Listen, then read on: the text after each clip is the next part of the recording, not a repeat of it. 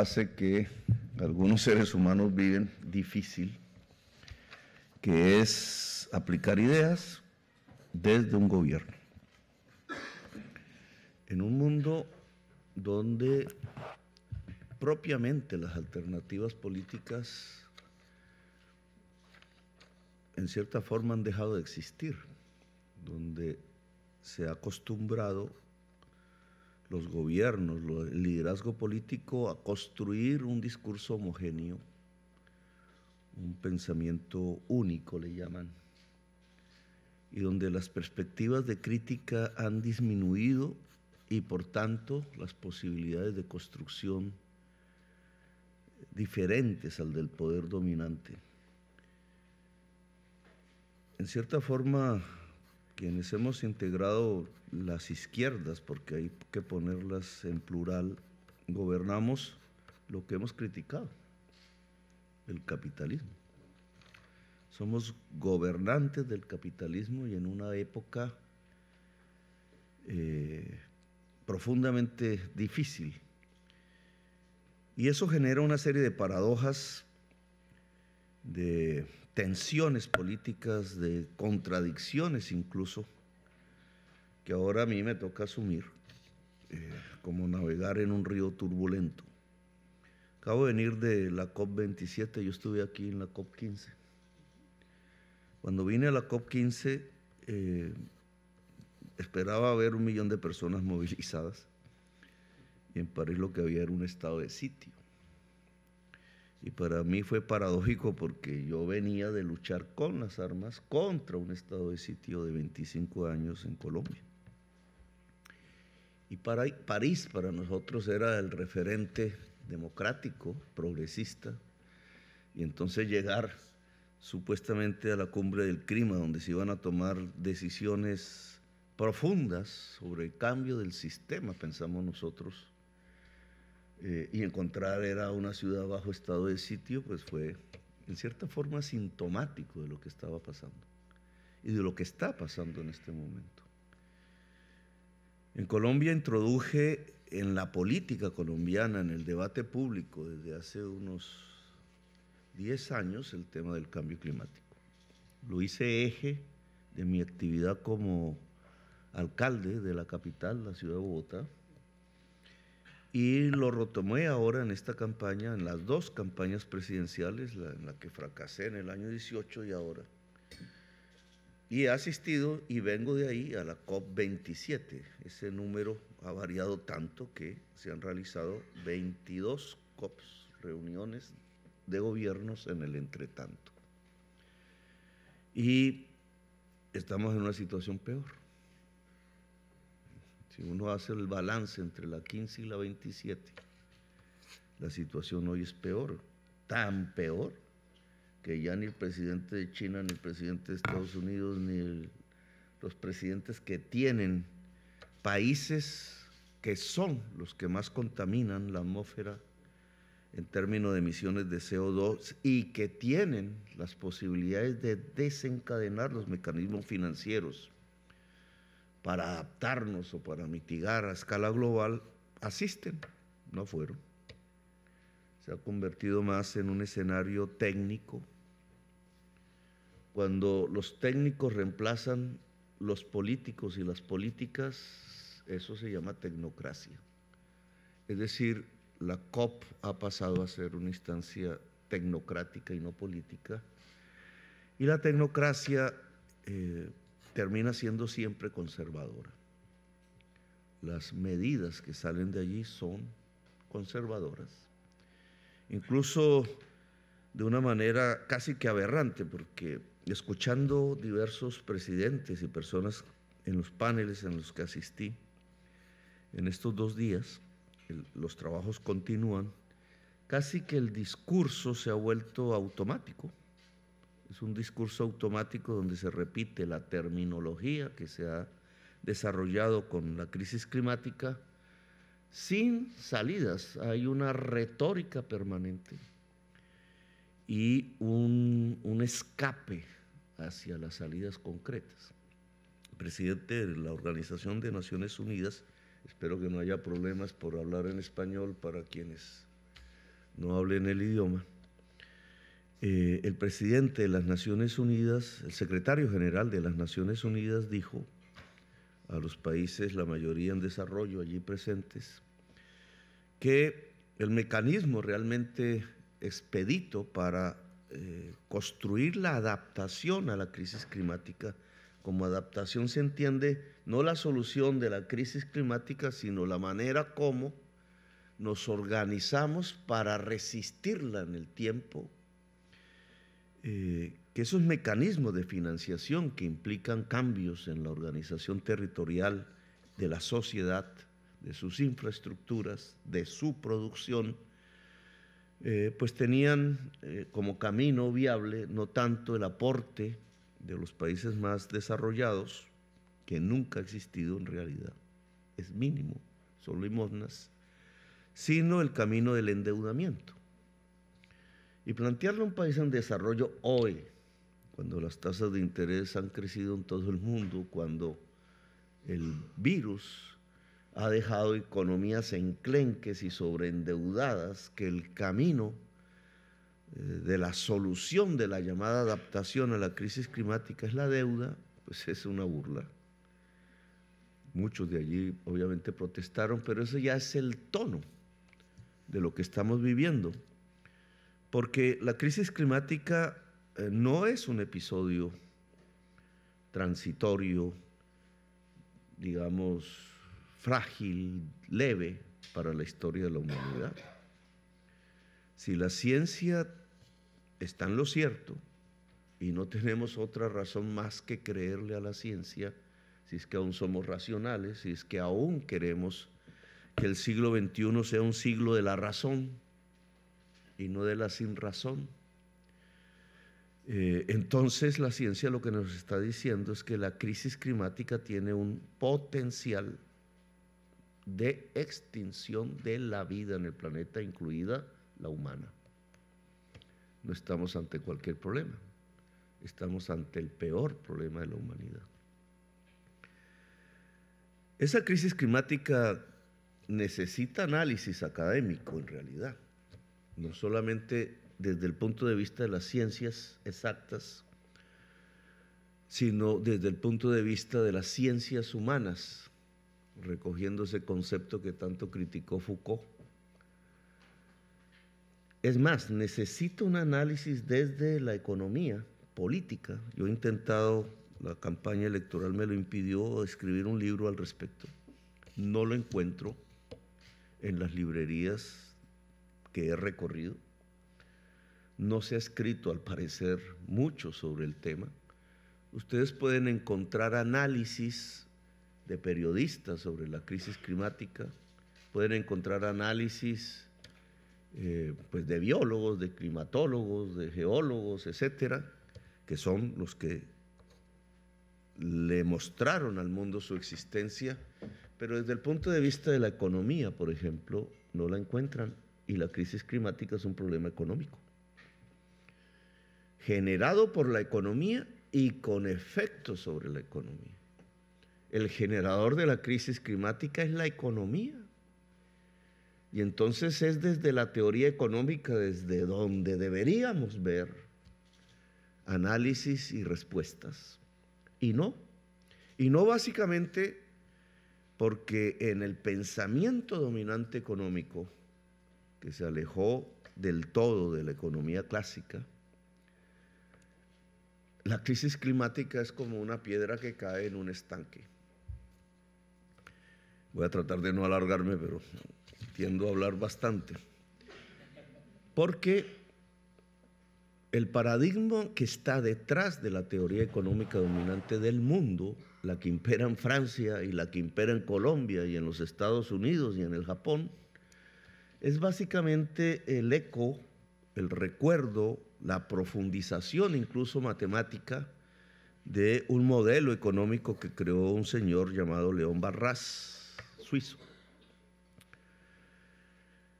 que se le llama la teoría del bienestar general y que básicamente consiste, demostrado matemáticamente, que si se deja actuar el mercado libremente, se maximiza la utilidad.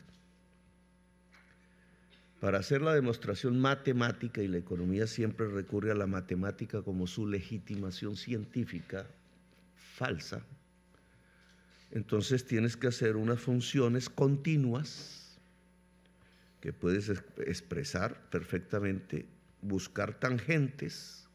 La tangente, recuerden ustedes que en el cálculo nos permite la maximización. Si la derivada es igual a cero, matemáticas, nadie duda de las matemáticas, entonces cuando se hace un modelo así, nadie duda de su conclusión. Si el mercado actúa libremente, se maximiza la utilidad. La utilidad se transforma en bienestar. Y el bienestar individual se transforma en bienestar general. Entonces se puede decir, como se dice hoy, ese es el neoliberalismo, el bienestar general de las sociedades se maximiza si el mercado actúa libremente. Bajo eso llevamos décadas de práctica. Pero el resultado actual no es que se maximizó el bienestar de las sociedades, sino que estamos a punto de extinguirnos. Entonces el paradigma se derrumba. La teoría de Walras hoy, ante la práctica misma de la extinción, termina demostrando que era simplemente un planteamiento ideológico y no una ciencia. Sin embargo, la teoría económica que domina el mundo es esa. Todo el arquetipo, todo el instrumental de medios económicos que usan los gobiernos está cimentada en este paradigma que te dice que si los mercados actúan libremente, se maximiza la utilidad y estamos ante una crisis integral de la existencia humana. Luego, desde esa economía no podían salir mayores respuestas.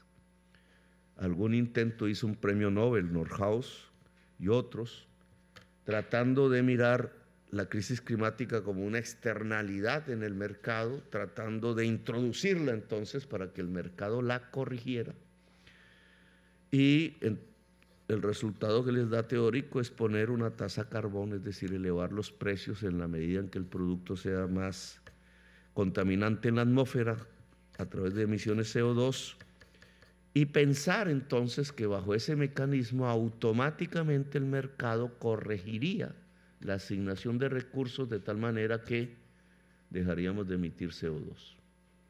Eso escrito en un libro antes del COVID-19 no tiene aplicación práctica ni siquiera en el día de hoy, siendo una teoría neoliberal. Desde la economía política el asunto se vuelve más complejo, porque si uno vuelve a leer la economía política del siglo XIX, pero le pone el prisma de la crisis climática, la lee con los ojos de la crisis climática, que obviamente sus autores fundamentales pues no conocieron ni conocían, aunque sí pudieron si hubiera existido un diálogo entre economía política y física, que no lo hubo en el siglo XIX porque los físicos ya habían descubierto el mecanismo. Ya sabían que el CO2 calentaba el planeta y ya sabían que se emitía cada vez más CO2.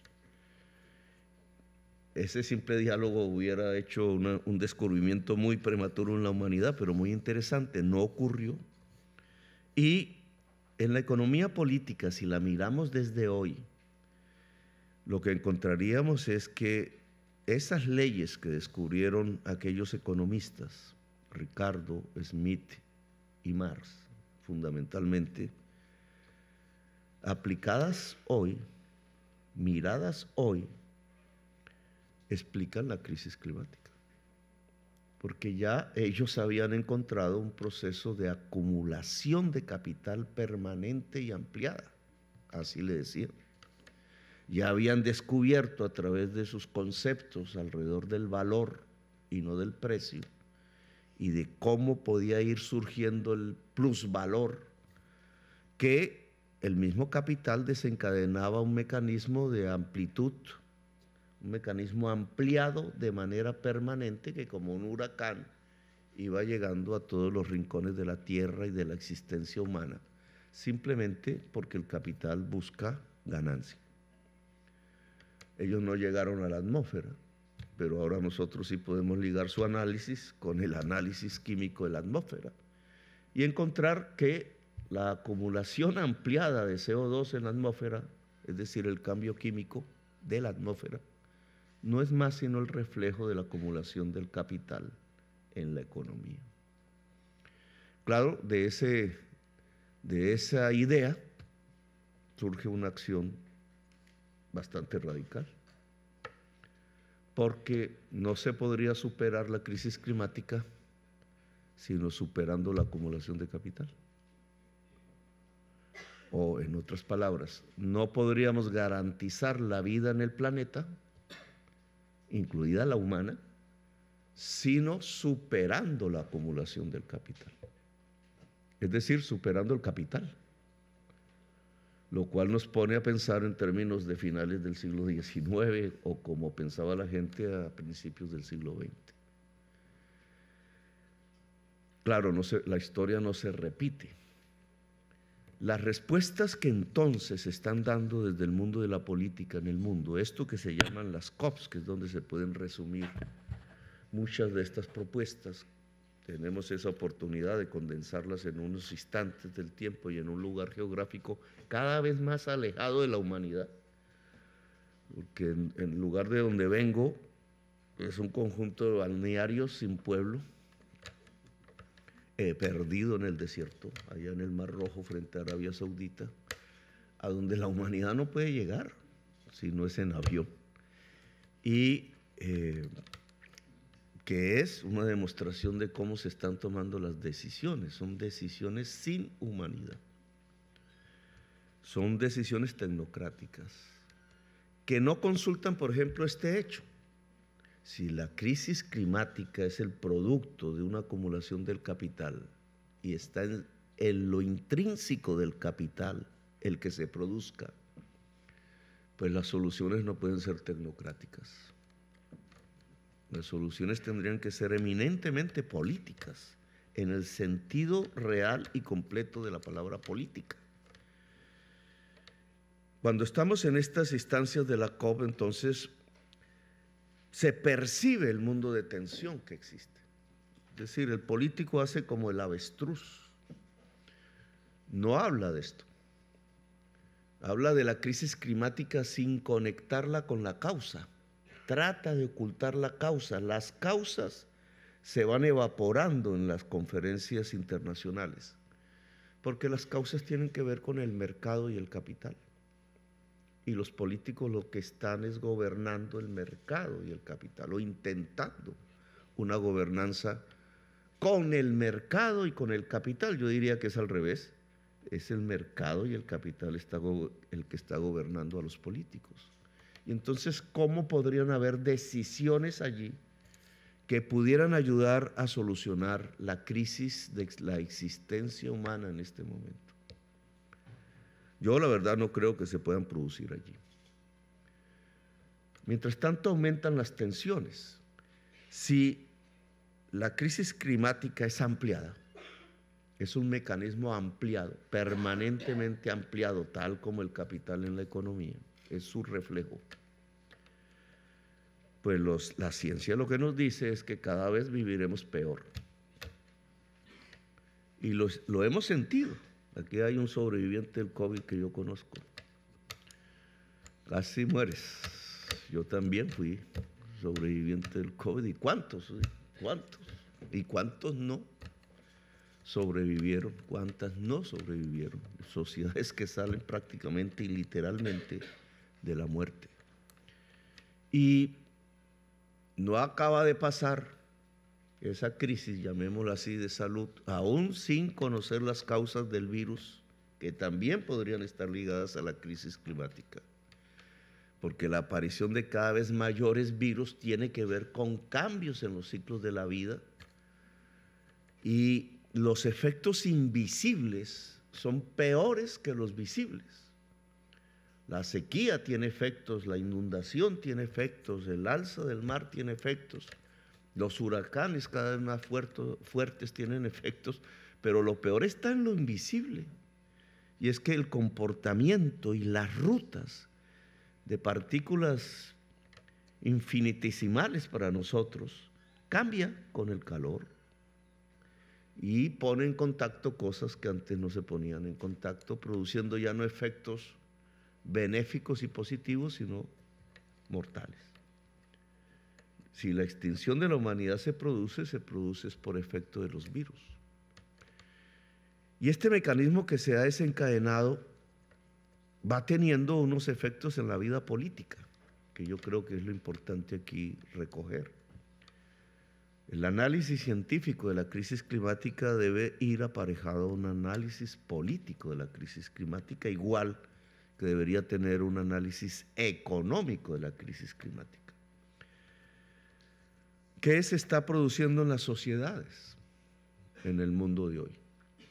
Si hay sociedades que se van quedando sin agua o que van pasando a mayores niveles de enfermedad y por tanto de mortalidad, si hay sociedades que literalmente empiezan a quedarse sin sus condiciones materiales de existencia porque se los va destruyendo la crisis climática, ¿qué sucederá en la política?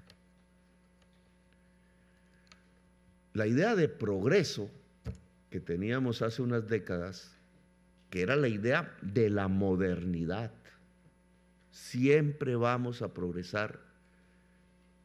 La política y la sociedad y la economía tienen como objetivo progresar, el progreso, ser más ricos, vivir mejor. Bajo diversas palabras se expresó esto en los discursos políticos. Incluso matemáticamente la función de producción era fundamental, porque todo número elevado a una potencia positiva pues te da infinito. Las matemáticas nos muestran el infinito. Y si la economía recoge esa matemática, pues la economía muestra el progreso infinito. Hegel le llamaba eso la mala infinitud, porque obviamente en el planeta no puede haber un progreso infinito si se miden cosas. Si la idea del progreso es el Producto Interno Bruto o la acumulación de capital, que se expresa también en acumulación de bienes y servicios, pues esa acumulación vista infinitamente no es sostenible con la tierra. Y esto, que era el fundamento de la idea de progreso, hoy ha muerto. Hoy sabemos que cada vez vivimos peor. Cualquiera que viva en cualquier sociedad en el mundo de estos días sabe que su futuro, si le ha puesto cuidado a lo que significa la crisis climática, no es el que va a vivir mejor, es que va a vivir peor. Y si lo extendemos a nuestros hijos, la siguiente generación o a la siguiente, se entiende por qué muchos jóvenes del hoy no quieren tener hijos. Es que la idea de progreso revirtió en su contrario. Los tiempos, que no podría llamar modernos, bueno, estos son temas de palabras, los tiempos contemporáneos ya no se basan en una idea de progreso como hace unas décadas, como la izquierda defendía o como la derecha defendía antes. Hoy la realidad es que tenemos una idea de decadencia y degradación hacia adelante si no somos capaces de superar la crisis climática. Y si no somos entonces capaces de superar sus causas. Y superar sus causas tienen que ver con esta idea de progreso infinito. Es decir, nuestra idea de riqueza tendría que cambiar fundamentalmente. No una riqueza concebida en acumular y el tener, sino una riqueza concebida en el existir. Y esto pues nos demanda una nueva sociedad, una nueva economía, una nueva política, otro estilo de poder o de sin poder, otro tipo de racionamiento que no se está haciendo en el mundo contemporáneo. En la COP27 dije ahí delante pues, con los presidentes con los que me tocó hablar, que vamos con los ojos abiertos al suicidio. Vamos con los ojos abiertos al suicidio. Si uno lo mira, digamos, con alguna simpleza, la solución es dejar de consumir petróleo, carbón y gas. Digámosle esto a Colombia, a ver qué nos dicen. Digámosle a Venezuela, a ver qué nos dicen. Digámoselo a los países árabes, a ver qué nos dicen, por el lado de la producción. Digámoselo a los Estados Unidos, que consumen 60 y nosotros 3 veces más, generan más emisiones de CO2, que expresa la desigualdad social del mundo. La desigualdad social del mundo la podemos medir a través del coeficiente Gini en dólares, pero también la podemos medir en CO2. Una nueva contabilidad sería muy interesante implementar de manera generalizada, que ya no es el dólar o el euro, sino el equivalente CO2 por gramos o por toneladas. Porque la desigualdad social es una desigualdad de emisiones de CO2. Son más ricos, emiten más CO2. Somos más pobres, emitimos menos CO2. Todos sufrimos la consecuencia. Entonces, una solución tendría que ver con que allá los ricos emitan menos CO2. Estaríamos hablando de igualdad, una palabra muy querida por Francia, pero que habría que practicar, porque la igualdad en términos de reducir emisiones de CO2, pues no somos nosotros los que tenemos que reducir. Nosotros, hablo de quienes habitamos en países que llaman en desarrollo, sino que son las capas más ricas de la humanidad las que tendrían que dejar de emitir. Y entonces esto pone el tema en términos políticos, es decir, que tendríamos que ser más iguales. Un tecnócrata dirá: no, Petro, estás equivocado, porque si esa riqueza se produce sin emitir CO2, es decir, cambiamos la tecnología, se pueden mantener los estándares de vida tal cual los conocemos hoy, simplemente que cambiamos el chip tecnológico, y en lugar de consumir carbón, petróleo y gas, entonces vamos a usar energía nuclear, agua, viento y sol, y si no queremos la nuclear, agua, viento y sol. O como decía un economista muy importante, Georgescu Royer, que nunca se ganó un premio Nobel. Los premios Nobel se los ganan siempre los neoliberales en economía. Georgescu era un disidente soviético, era en Rumania, él era rumano, se escapó de allá, fue a parar a Nueva York y allá también se convirtió en disidente.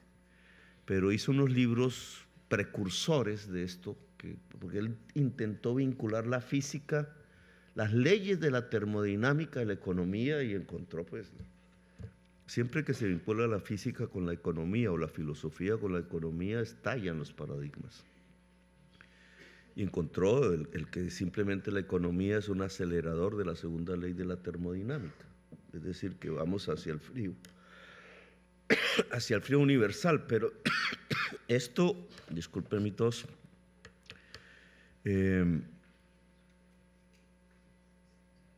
cambiar el chip tecnológico por energías limpias, que es en lo que estamos andando muy marginalmente, olvida una tesis fundamental de la economía política del siglo XIX, que, vuelvo a insistir, hay que volver a leer. Allí el cambio tecnológico se concibió como un cambio también de relaciones sociales de producción. O antes o después, pero había una interrelación entre tecnología y relaciones sociales de producción. Relaciones sociales de producción era un concepto clásico, olvidado por la izquierda completamente, que lo que expresa es cómo se organizan los seres humanos para producir, cómo se relacionan los seres humanos para producir. Y el capitalismo entonces se definía como una relación entre seres humanos, no entre cosas, sino entre seres humanos, uno de los cuales compraba de otros su fuerza de trabajo a cambio de un salario. Ese es el capitalismo. Hoy podemos ver capitalismo por todos lados, porque la relación es una gente que es asalariada y alquila su fuerza de trabajo, cada vez menos muscular, cada vez más cerebral, y otros que la compran. Y ese es el mundo de hoy, no ha cambiado, es decir, esas relaciones sociales siguen vigentes. Pero ¿qué pasa con la tecnología de las energías limpias y de la economía descarbonizada si quisiéramos dar ese paso y salvarnos del problema fundamental de la humanidad hoy, que es la catástrofe climática y por tanto de la existencia? Esas nuevas tecnologías, el capital quiere ponerlas a su servicio como si no pasara nada, pero el capital no cambia las tecnologías y no aumenta la rentabilidad. Si la tecnología disminuye la rentabilidad, no la mete. Y si las tecnologías limpias, llamémoslas así, descarbonizadas, no incrementan la rentabilidad, en términos del alemán, de la economía política, no aumentan la explotación, no se usan. Y entonces ustedes van viendo la reticencia, porque estos cálculos se hacen individualmente, van viendo la reticencia a usar tecnologías limpias. Lo que pasa es que no aumentan la rentabilidad. Están a la espera de que sí, pero nada. Europa Occidental depende del gas porque las energías limpias no son más rentables que el gas. El hidrógeno verde famoso es muchísimo más caro que el gas y por tanto Europa Occidental decidió depender del gas. Es un criterio de rentabilidad, no un error técnico ni político. Y al meterse allí a depender del gas, pues está pasando lo que está pasando hoy. Estallan las guerras de la economía fósil. La guerra de Ucrania, la invasión a Ucrania o como se quiera llamar, dependiendo de las posiciones políticas que hay al respecto, es una guerra más de la economía fósil. Es el gas. Los que hoy hablan alrededor de este tema no hablaron cuando la invasión de Irak, cuando la invasión de Siria o cuando la invasión de Libia, y también eran guerras de la economía fósil. Todo el siglo XXI ha estado plagado de guerras producidas por la economía fósil. Pues es la reticencia a pasar a energías limpias simplemente porque no son más rentables. Y entonces el capital empieza a chocar con la humanidad, porque la humanidad obviamente quiere salvarse. La humanidad no está pensando en términos de rentabilidad, sino en términos de la descarbonización lo más rápidamente posible de la economía, pero el capital no descarboniza porque no es más rentable. La tensión política indudablemente se dispara. El mundo que vamos a vivir es un mundo de tensiones políticas.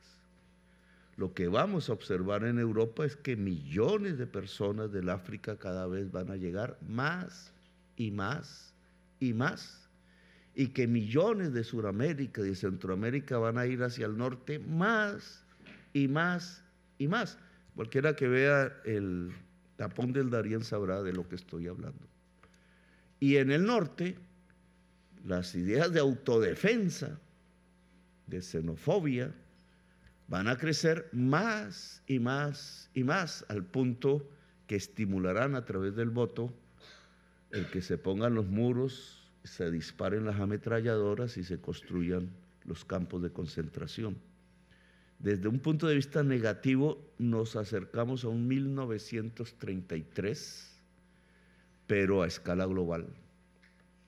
Desde un punto de vista positivo, y termino aquí porque vamos a abrir las preguntas,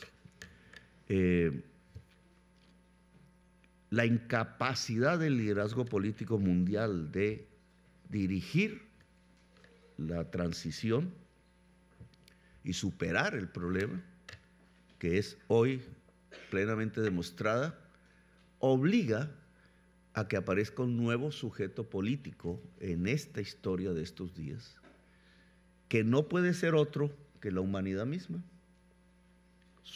La capacidad de articulación de la humanidad misma para suplir la incapacidad del liderazgo político tradicional e imponer una transición que va contra el capital y su rentabilidad.